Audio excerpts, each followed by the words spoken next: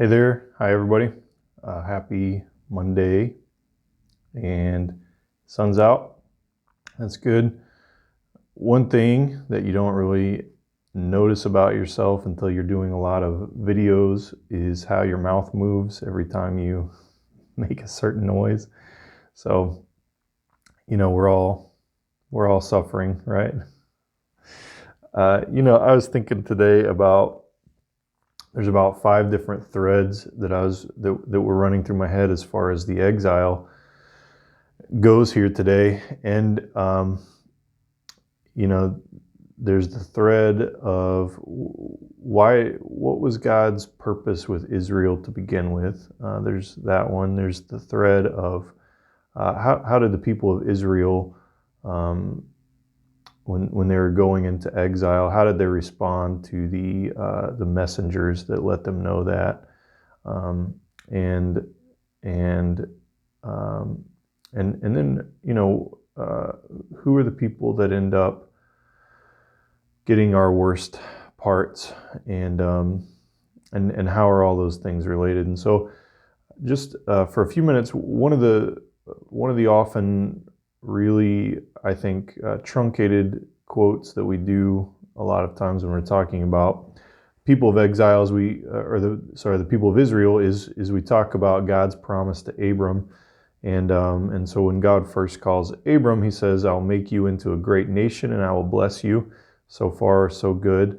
"I will make your name great and you will be a blessing. I will bless those who bless you, and whoever curses you, I will curse." And this is about as far. So a lot of times we'll read the rest of this, but theologically, that's about as far as we'll go in our thinking about this, because we often make the same mistake that the people of Israel made. So we think that God is calling Israel to bless them, and so sometimes there's this concern that God has favorites in this world, right? And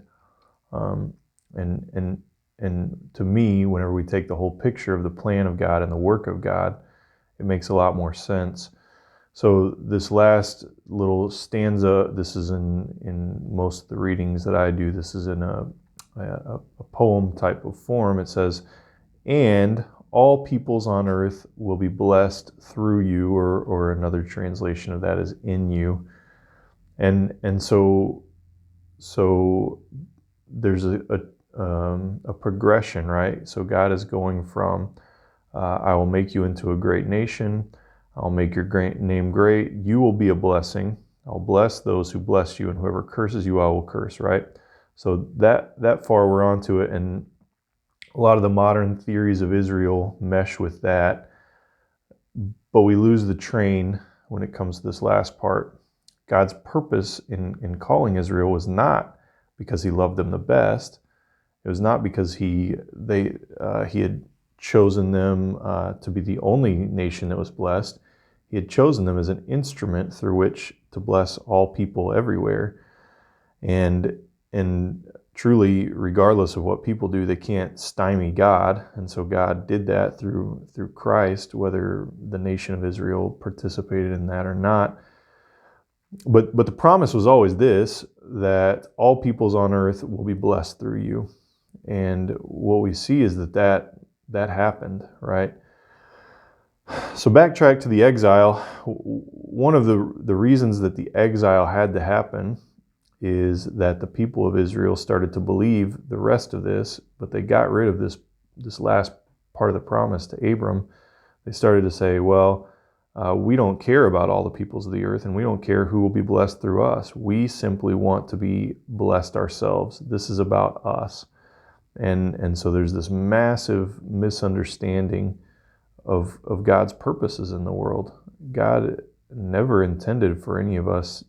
So C.S. Lewis compares this to a ball game a lot of times, where the whole object is not to catch and hold on to the ball, but to catch the ball and to throw it to the other people you're playing with so quickly that it just goes all the way around the room. And in this way, we share the goodness and the glory of God And so the blessing is never intended to rest just with us. The blessing was never intended just to rest with the people of Israel.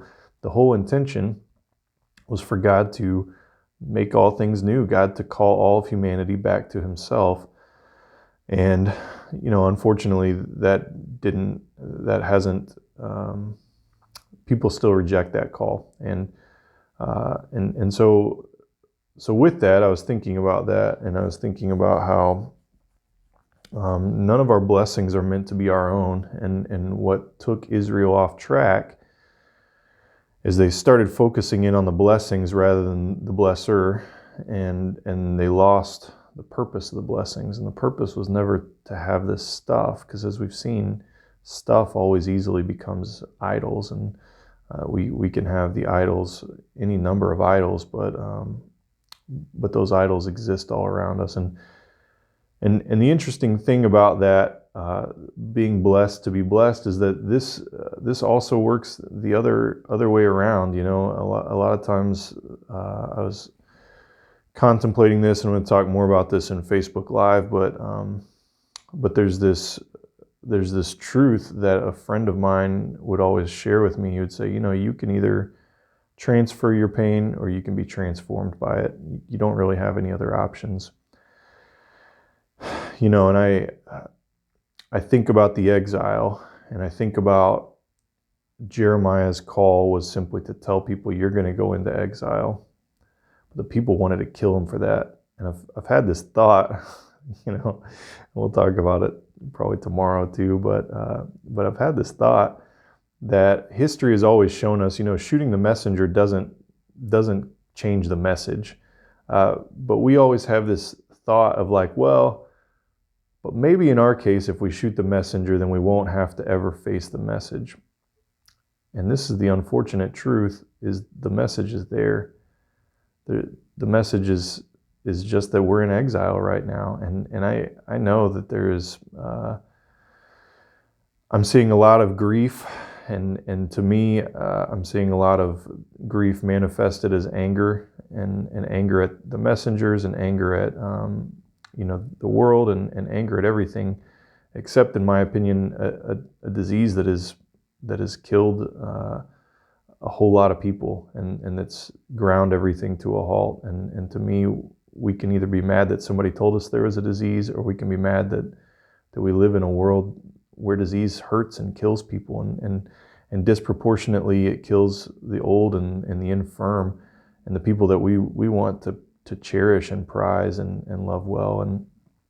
And so I was thinking about, with Jeremiah, people got so mad that he was telling them, hey, God is saying you're going into exile. And the hard thing is, like, people are getting very angry that we're in quarantine, and what is happening is, instead of allowing that pain to transform us, a lot of times it's being transferred, and it's being shot out every which way, and there's a lot of casualties in that. There's going to be a lot of hurt people, and so my encouragement to you today is to do what the exiles largely couldn't do. Recognize this source of pain and allow it to transform you. You can't change, regardless of how much you rage or you're frustrated or whatever. You can't change the whole world all at once, but you can't allow that pain to transform you, and you can't allow it to make you into a better version of yourself. And I think those two choices are mutually exclusive. If you lash out and you cause that pain to go to others that you normally care about, then you're not allowing it to transform you. And this is related a little bit. Robin and I were talking about this, and how challenging it is to be cooped up with one person, and a lot of times this is a person that we love the best, or we have chosen to go through this life with, and so sometimes what happens when we're experiencing this pain, we look at a world where we wish we could see our friends, and we wish we could hug people, and so because we're experiencing this pain where we can't do that,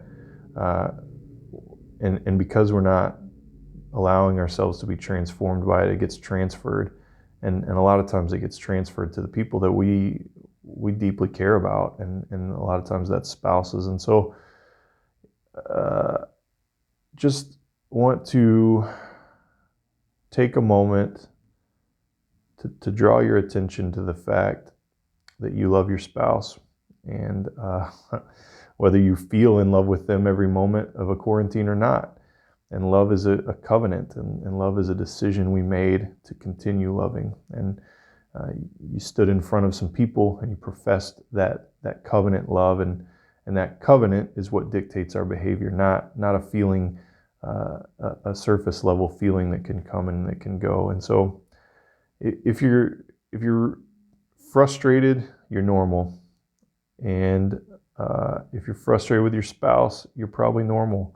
Robin's tired of watching me on video and other miscellaneous things I do that are frustrating. But take some moments to affirm the good things about those people that you care about. Take some moments to point out the things you love about them. And so if I could draw all this together with this idea of exile, it's this. The people of Israel were blessed to be a blessing. You were blessed, and anybody that has the leisure time to be able to watch a YouTube video is blessed. You were blessed, and God didn't bless you so that you could sit on that. He blessed you so you could bless others.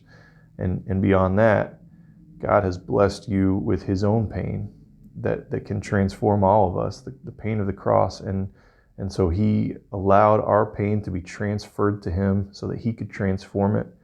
And so therefore, as we follow him, our duty in the Christian life is to allow our pain to transform us, and to not spray it, not shoot it on the people who are often caring for us and who often love us regardless of what else may be going on. And there's a vast temptation to transfer our pain onto messengers that say things we don't want to hear.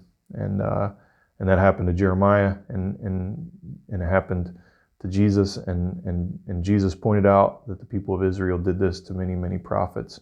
And so you may be frustrated with the state of things. You may be frustrated with other things. Don't take that and use that as license to lash out at people that care about you and the people who are simply trying to say the truth. I hope you're all well, and I hope everybody's healthy, and that you are doing the best you can. You know, there's no guidebook for going through a quarantine, and if you can't tell, my hair and my beard are getting long, and so I'm hoping to come out of this looking a little bit like Thor in Endgame. So